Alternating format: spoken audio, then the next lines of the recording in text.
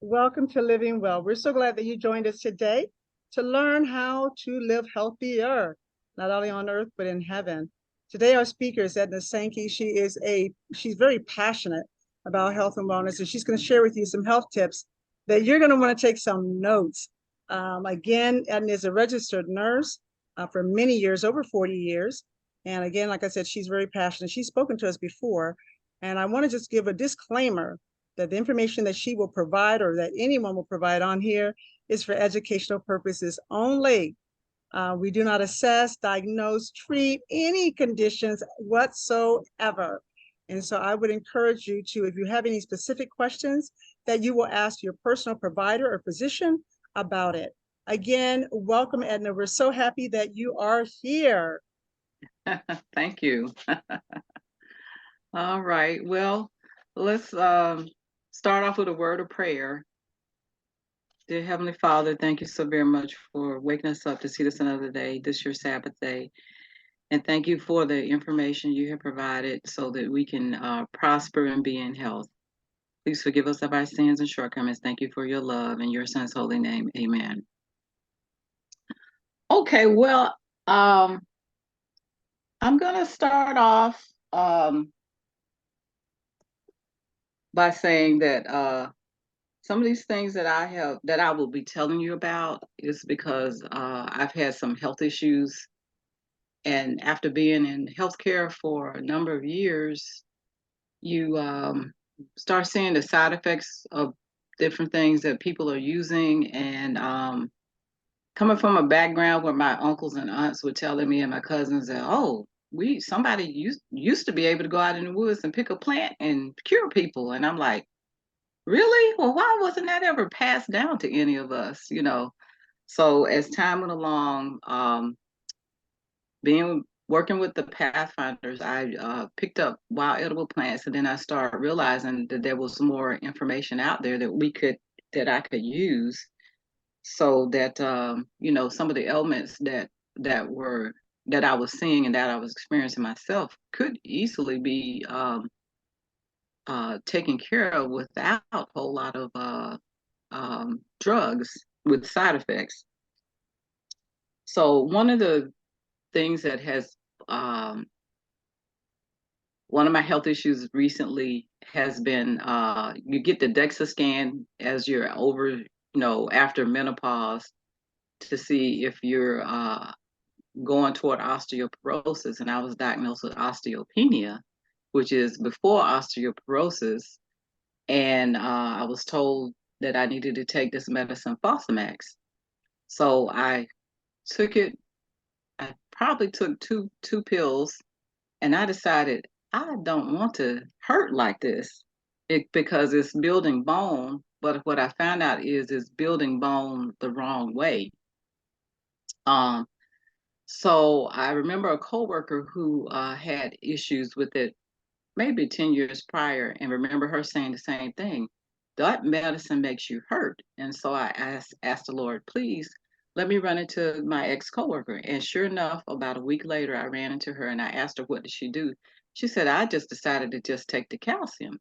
So I started taking the calcium. In my journey with calcium, I realized that there's two different types of calcium. There's the limestone calcium and there's plant calcium. Limestone calcium is from rocks or stones, and the body doesn't assimilate it very well.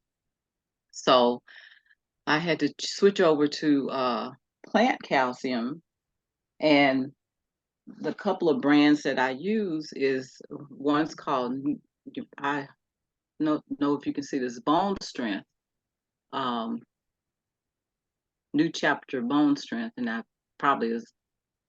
hope you can see that, and it's probably backwards. So anyway, this is plant calcium. It's made from algae, and raw calcium, vitamin cold, is another calcium that's plant based that you can take, and it helps to restore your bone density. I also am finding out that sesame seeds and a lot of your beans, your legumes, are full of calcium.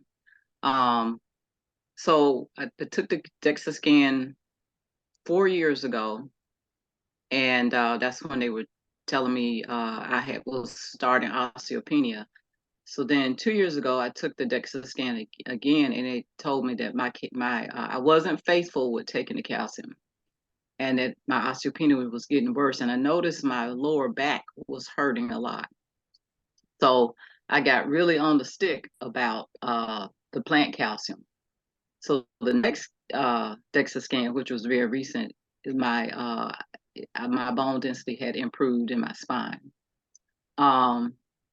But my I lost some bone in my thigh bones, and I'm like, well, what was that all about? So I went to my health. Uh, he's my health food store guy, and I was telling him what was going on because he advised me before, and he told me that I needed to weight lift, and I had forgotten about that. And I said, "Oh my goodness, okay." Then he said, "Remember, you have to do the what is it called?" I actually have it here.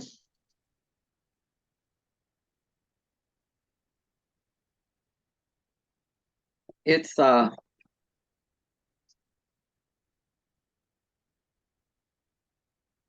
it's a vest. It's a weighted vest that you put on, and you walk around with it, and it's just as good as weightlifting. This is like a 11-pound one, and when I first put it on, I thought I would crash and burn. But now I've gotten used to it. But really, he recommends a 20-pound vested weight, about an hour a day, and that's just as good as weightlifting. But try to build up each month to a little bit more weights, and that helps to build the bone density in your legs. So that is what I have embarked on doing. I also found a weightlifting class twice a week that's very affordable, with a lot of ladies who are experiencing the same thing. They have lost bone density, and so they're trying to keep their bone density there. So that's one of the things we deal with as we age, as far as menopause, things that happen to you after menopause. So the Fosamax, one of the side effects of the Fosamax was that you would, within 5 to 10 years, your the joint of your femur, the neck of the femur breaks off, and I'm like, no, we're not doing that. We're going to do something different. That was just too much. So the next thing that happens after menopause is your hormone levels go down, and it causes dryness in your skin, especially the genital areas. And I found that there's an oil you can use called sea buckthorn berry oil, and replenishes replenishes the dryness in your skin, and it's very helpful. It used to come in a drink, but they no longer make it, or I can't find it anymore. But this helps with the dryness of the skin. And it's just because it happens to men and women. Your hormone levels are not there anymore. So because the hormones are regulate, a lot of things in your body, everything goes kind of out of whack. Um, uh, I also follow Barbara O'Neill, and she just did a series in Spain at the Spain camp meeting. If you go online and look her up, she has one class on hormones, and it's very interesting, about the master hormone is progesterone, and every hormone comes from that, even the testosterone. So that was one of the things I was going to drop in the chat. Look up Barbara O'Neill, look for the Spain camp meeting 2023. A lot of good information there.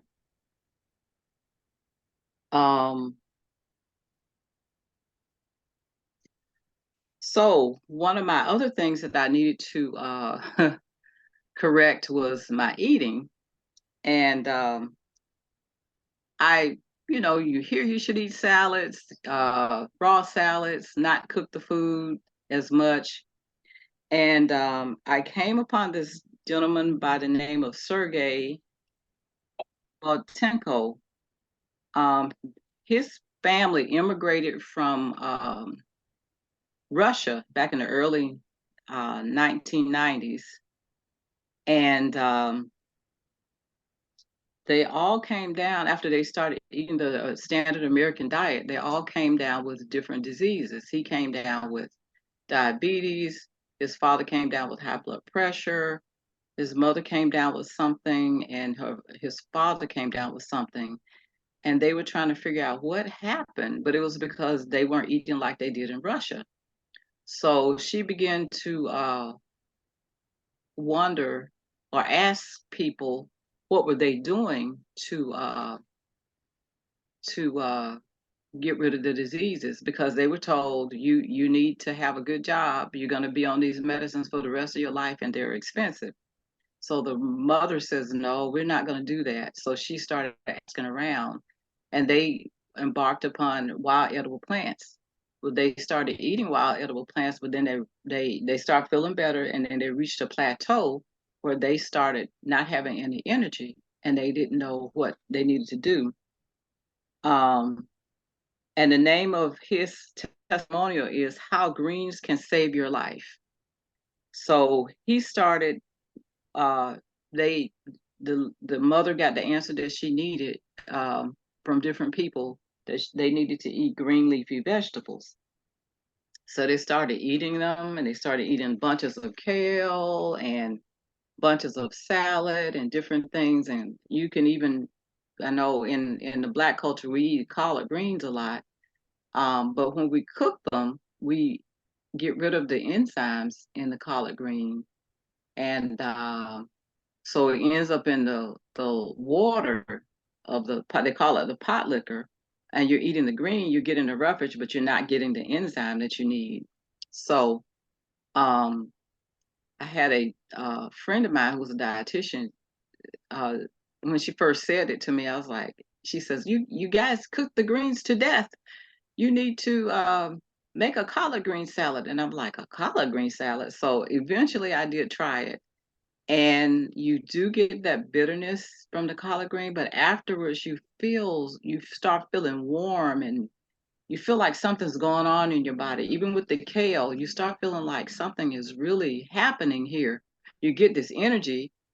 And I also, in the salad, I include a purple onion, because the purple onions have a lot of enzymes in them too, and you feel the difference. And you can also throw in some garlic in the salad, um, and some carrots, and you definitely feel different. You feel more energized and energetic. So that is something that I've started. I work night shift, and some nights I struggle, but if I eat some greens before I go to work, I can tell the difference. I have energy. I have stamina. I can stay awake all night. So the greens definitely help with your health. And what I found out by going on the internet and looking up photosynthesis in plants, they have the same molecular structure as greens. And it is exactly what the red blood cell needs from the green leafy vegetables. They may be in a different order in the molecular structure, but it's the same. It's the same components. And I was like, "Oh my goodness, Lord, you did tell us that you were giving us herbs bearing seed, but until you really look at it and recognize it, is foreign to you." So definitely, the greens will definitely help with calcium in your system, and also gives you energy and boosts the mitochondrium in your system. Um, so another thing with menopause is there are some other herbs that you can use. And my daughter sent this to me some years ago. It's called woman's phase. It's a menopause support, and it has different herbs in it. It has Dong Quai root, licorice root, burdock root, motherworth, and wild yam root. And definitely the hot flashes when I was going through that definitely were tamed with these, to the point where I will forget about them. And then all of a sudden, maybe a month later, I will, what is wrong? I'm so hot. What is going? And then I remember I haven't taken these because it just took the hot flash away. It just tamed it down so much. So another thing, as we get older, some of us come down with the shingles.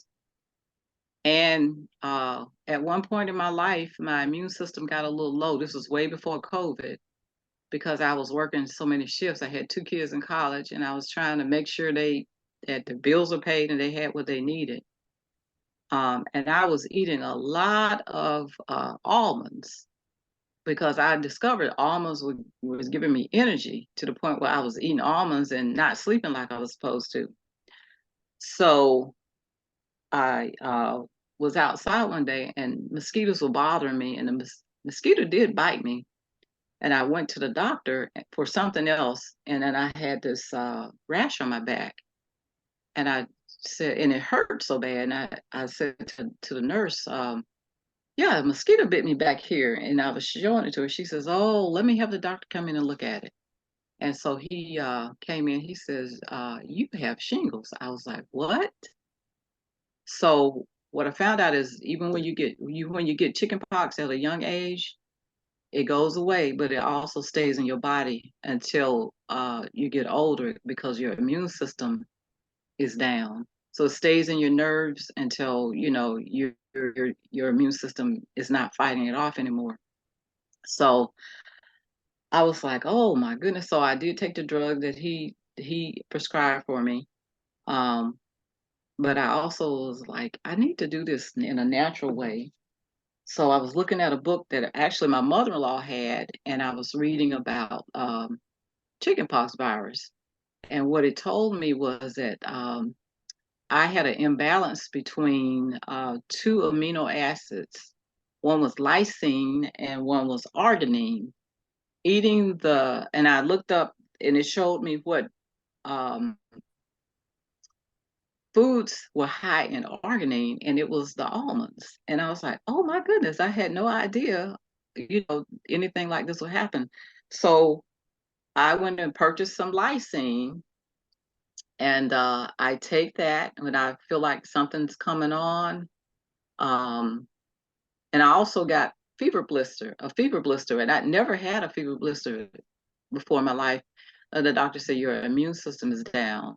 So I stopped the almonds. I have the lysine, and even my brothers in Georgia, as they got older and their immune system got down, they began to have the shingles come in. And I decided I didn't want to take the vaccine. I will just try this. And it definitely helped a lot.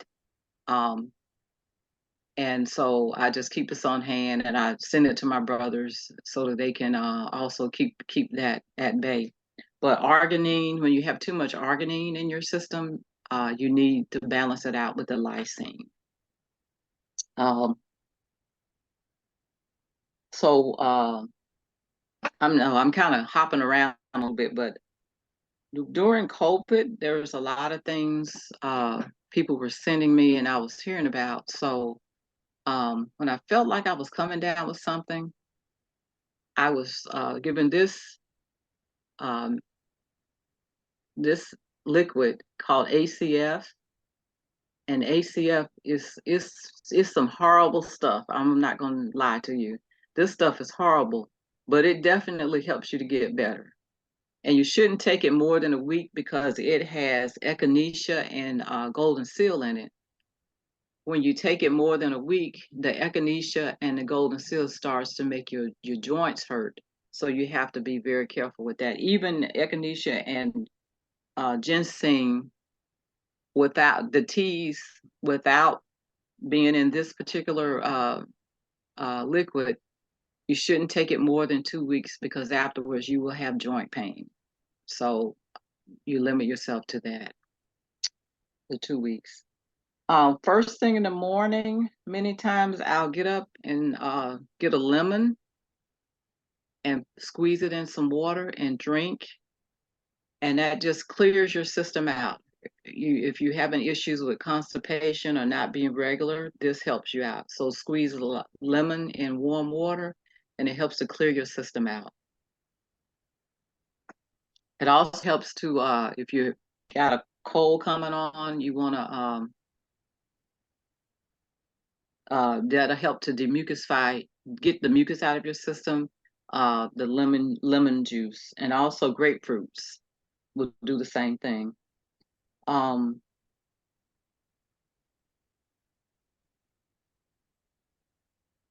if you get a cold and you can't get rid of it, you want to get some onions and the garlic and the leeks. You want to cut them up in some water, boil them, and then season it well, or season it to your taste, and drink the broth. That will get that mucus out of your system. A lot of times I get a post-nasal drip and I'll go to this, or I will also go to pineapples and I'll get the pineapple peel, cut the pineapple up, but save the peel. You want to take the pineapple peel, you want to take ginger, and you want to slice some lime in some water, boil it about 10 minutes, and then drink that water, and it definitely will clear your system out. Helps to clear the system out. Eating pineapple and drinking the juice also would definitely work on the sinuses. So sometimes you get the sinus stuffiness, you can't get it to move. That will definitely clear it out.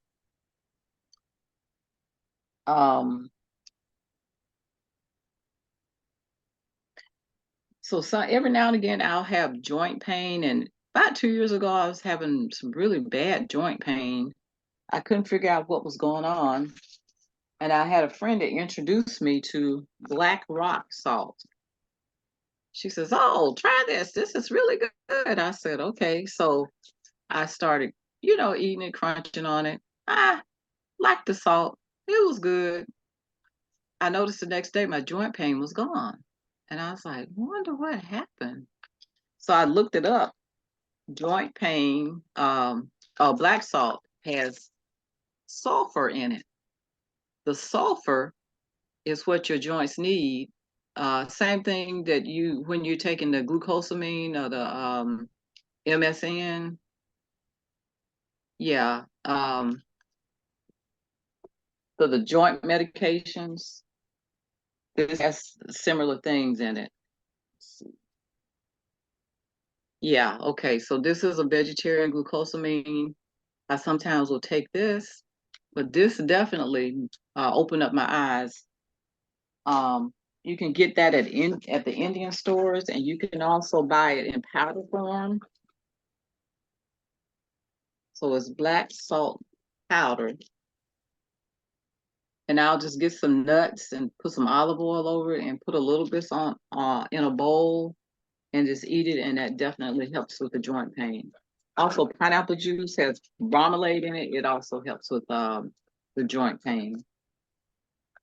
So if you're trying to fight off a cold or you feel like you're coming down with something, elderberry spray is what I keep around the house. I spray it in our smoothies in the morning.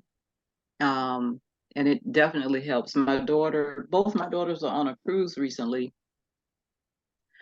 And the last day of the cruise, one of the people they were with came down with a cold. And my one daughter got home and she was miserable for about a week. My second daughter said she remembered that I had given her the elderberry spray, and she started using it. She said the next day she was feeling better. So elderberry definitely helps with colds and flu.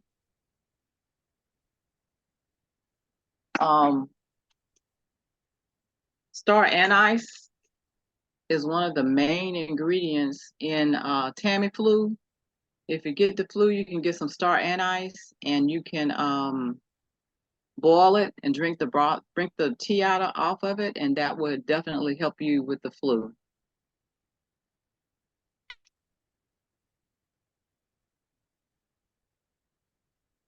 Okay, there's another what I got from the health food store about 5 or 6 years ago. I had a cold, but it was as a kid. I remember how your ears were hurt back here, and I hadn't had that happen to me in a long time, and it was hurting to the point where it was hard to swallow. So I went to the health food store and told the gentleman what was happening to me, and he said, "You need to get this. It's called a lung bronchial sinus health formula." And he said, "I would advise you to take 6 pills right away." So I took the 6 pills, um, and I started coughing up green stuff, and it just shocked me. I was like, "Oh my goodness, no wonder I'm hurting." So about 3 or 4 times, I coughed up the green stuff, and immediately the pain was gone. So then I just kept going, kept taking this like 2 tablets a day, just to make sure I got rid of the phlegm there. But definitely, it definitely helped. Um, so I embarked upon this journey of changing my salt. I, Nothing against the salt, but it has no minerals or vitamins in it, or basically minerals. It's been stripped of everything. They did add some iodine, but if you want to continue with the iodized salt, you need to get the sea salt that's been iodized. So I've gone to the Himalayan pink salt because it has the minerals in it that we need for our bodies.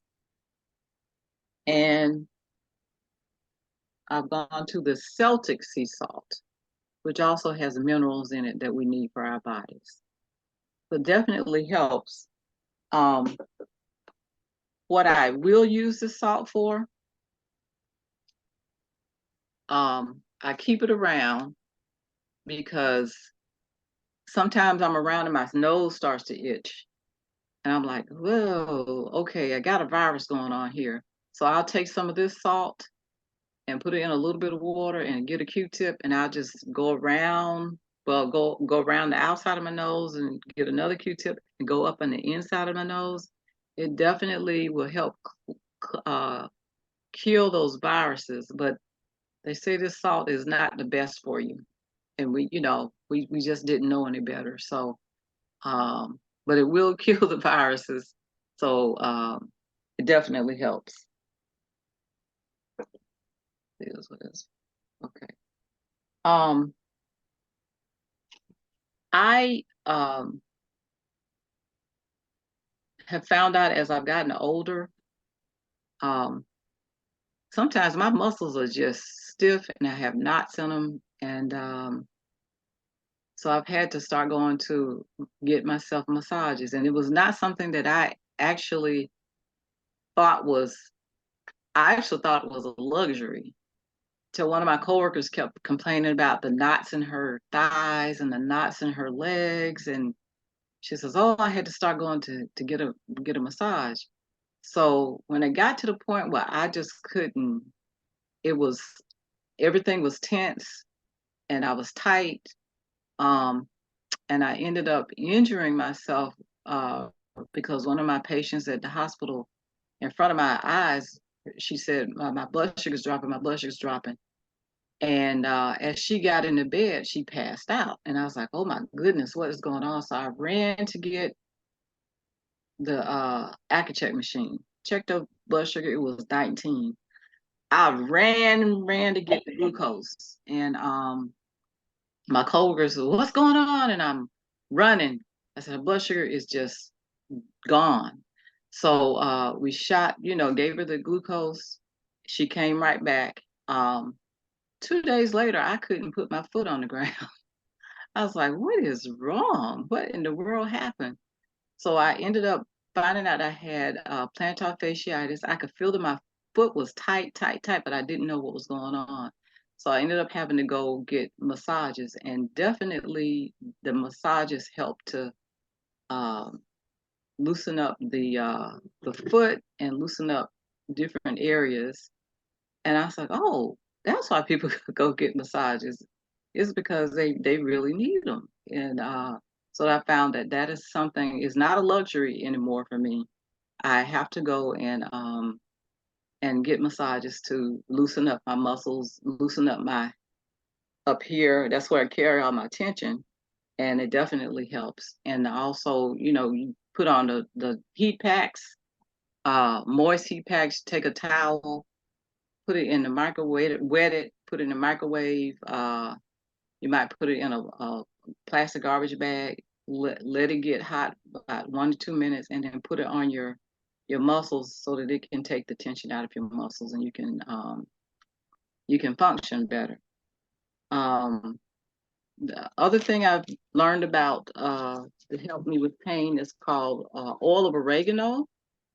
I woke up one night and my back was just throbbing, throbbing, throbbing. I couldn't sleep. So I got on the internet. I said, okay, let me find out what I can get for pain. So natural for pain. So it recommended oil of oregano. So I took it, put it in my hand, and rubbed it on my back, and it started to feel better. But oil of oregano would definitely burn. So I had to get coconut oil after the fact and rub it on top of the oil of oregano to take the burn away.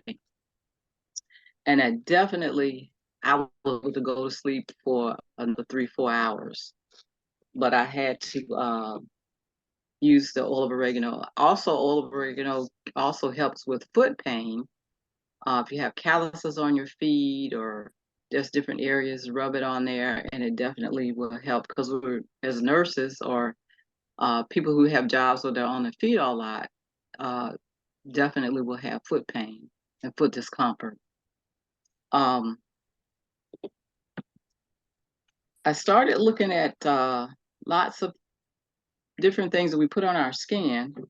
You look at your lotions and your uh, your deodorants and stuff, and you realize there's a lot of stuff in there. What is all of this stuff? You start looking them up, and you go, oh wait, is this really good for me?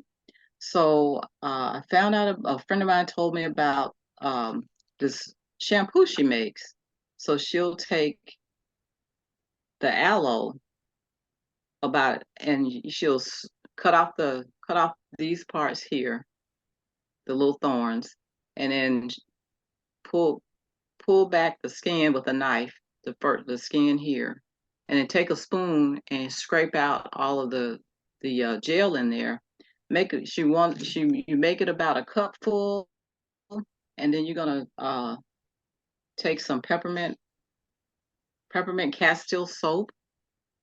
And you're gonna put these in the blender, and you're gonna blend them up, and it's gonna foam up way high, and you're going to wait until it may take a day for it to the foam to go back down, and then you pour that in like a glass jar and then use it as a shampoo, and it really does soften up your hair. And you know what's in it. You don't know, you know all those chemicals and stuff are not in there. And you want to try to keep things as natural as possible because we're exposed to so many things on the Barbara O'Neill camp meeting special that I was looking at from Spain. She talks about the plastics we're uh, exposed to. I was surprised, and I guess I didn't really think about it. But she says we're wearing plastic, and I'm like, what does she mean? So she was saying the polyesters that we have because we don't have to iron them, they're for our convenience. Um, that's plastic, and if you can get cotton or rayon or other natural fibers, that's better for you. But the plastic is really wreaking havoc on our society. A lot of times, plastics are some of the reasons for the joint pain. we're drinking plastic. Our food is surrounded by plastic, and you have to do the best you can because plastic is a thing now. But I remember my grandmother. Uh, they were lived in a rural area, and I ended up going to live with them for a time with my brother and myself. She had a garden at the back of the field. There was a tree that was uprooted. One side was in the ground, and the other side was not in the ground. So the glass jars that they used, they were filling that side up where it was uprooted. And I just remember it being so much glass. And then my grandmother died at 103 years old. Okay, skip to my mother. On the other hand, my mother, uh, we're in society now. We're in the big city of Atlanta. We're eating, drinking, digesting plastic. And my mother died at 79. And I looked at the difference. I said, oh, my grandmother was in a rural area, and very little plastic did she use. In fact, I think Tupperware had just come out at the time. And I look at the way we grew up with lots of plastics, and I'm like, oh my goodness, uh, there's just a big change in the way society is now. So that's why some of us are getting sicker because we don't realize what detrimental things we're putting on our bodies, we're putting in our bodies. Preservatives in the foods came about in the 50s, and it was after the 50s that healthcare started to boom. Um, the hospital started to do really well. So, um, but those preservatives in our foods are not the best. It's danger in our. So there's just a lot of things going on in society. We just got to start reading and asking the Lord to show us, because He will definitely show you, and He will definitely help you to try to do better. There's this thing out now about you see the grapes. It's hard to find grapes with seeds, and then you see the seedless watermelons because we've been told that these things are for our convenience. We don't have to spit the seeds out, but it really is they're genetically messing with the food, and you have to be so careful about what you're eating now. Um, and sometimes it is hard to find grapes with seeds, or you buy a big bag of oranges. With this bag of oranges, but you ask the Lord to show you where to go, and He will show you where to go to buy your food. Um, and sometimes you have to look at now there's genetic engineering, and they will put it on the packages of the food. So you have to be careful and read your labels so that you can kind of be aware of what you're putting in your body. Um, Sodium benzoate is a additive that they put in a lot of your fruit drinks, into your elderberry. Not this elderberry, but as another elderberry juice that I used to buy, and then I discovered sodium benzoate was in it. Sodium benzoate is carcinogenic, and I'm like, okay, Lord, show me what to do, because really need to, I really need to go be as natural as possible because it's just better on your system. Um, and we're being bombarded with a lot of chemicals in our society, and you have to ask the Lord to show you combat the bombardation of all of these things. I've a lot of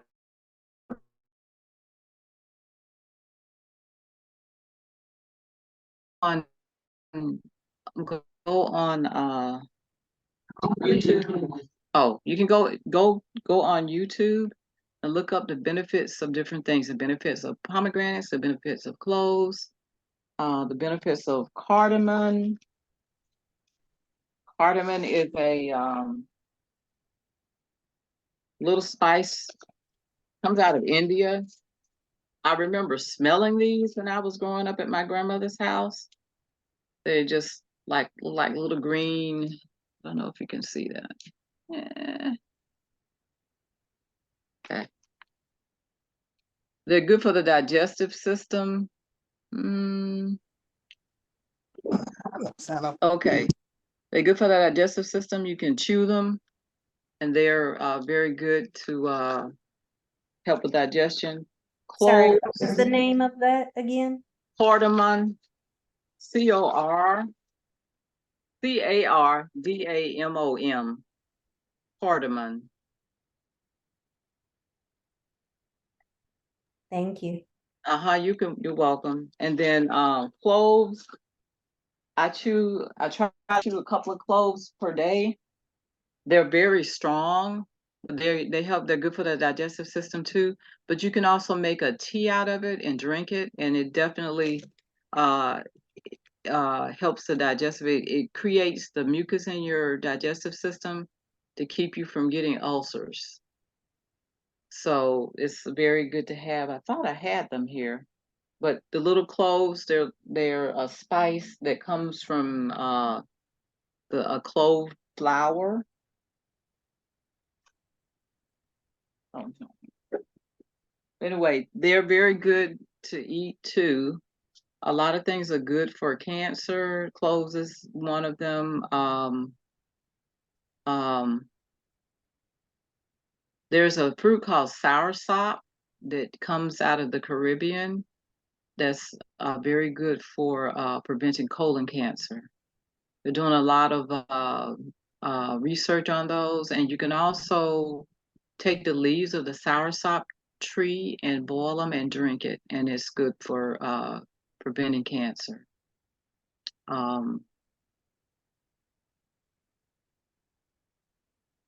So that's about all I have today. Look, I'm almost done. Okay. Are you able to show the other two bottles from the very beginning, please? Okay. Was it the calcium? Yes, please. Okay. Uh,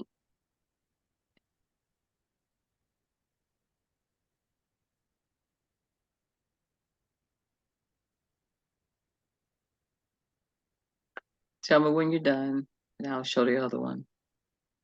Okay, thank you. I have that one. Okay.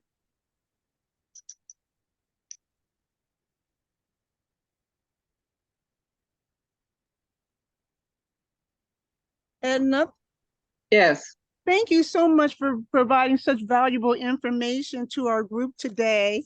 Oh, you're welcome. I apologize that I wasn't able to do those recipes. I don't know if they Thank put you. their information in the chat or not, but if you want the recipes, Edna has a lot of recipes as well as information on YouTube that you can go to get further information about some of the things that she was talking about today.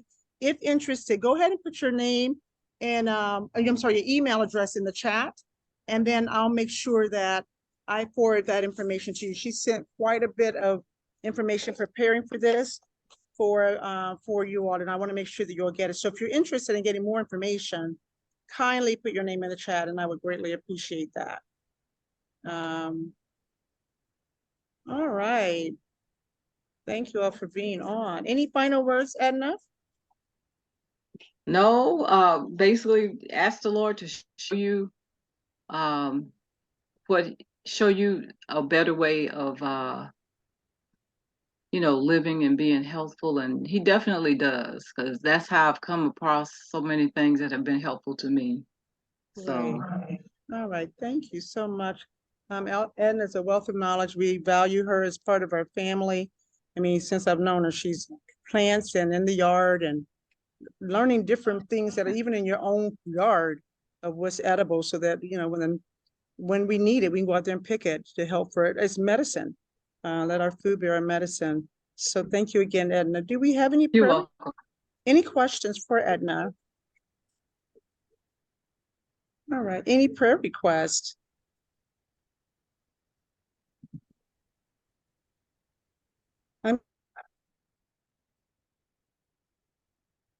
I have a question. I didn't have pencil and paper when I was listening. Will any of the information she gave about the different herbs and stuff be with the information you're gonna send to us, Dr.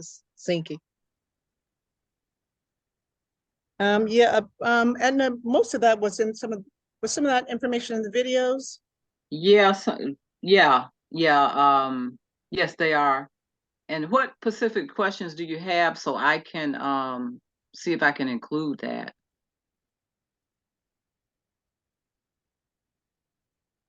Linda, was there something specific that you wanted from? What I'll do is I can go back through the recording, and if I can just make, I mean, I can get me and Okay. Edna can compare a list and go from there. But thank you so much, Edna. Again, I do appreciate you, and I praise God for allowing you to research and learn about what can we put in our body naturally to accomplish balance and to help us live healthy, happy, and holy. If there's no more questions, I'm going to go ahead and take prayer requests, but feel free to join us next week on Living Well.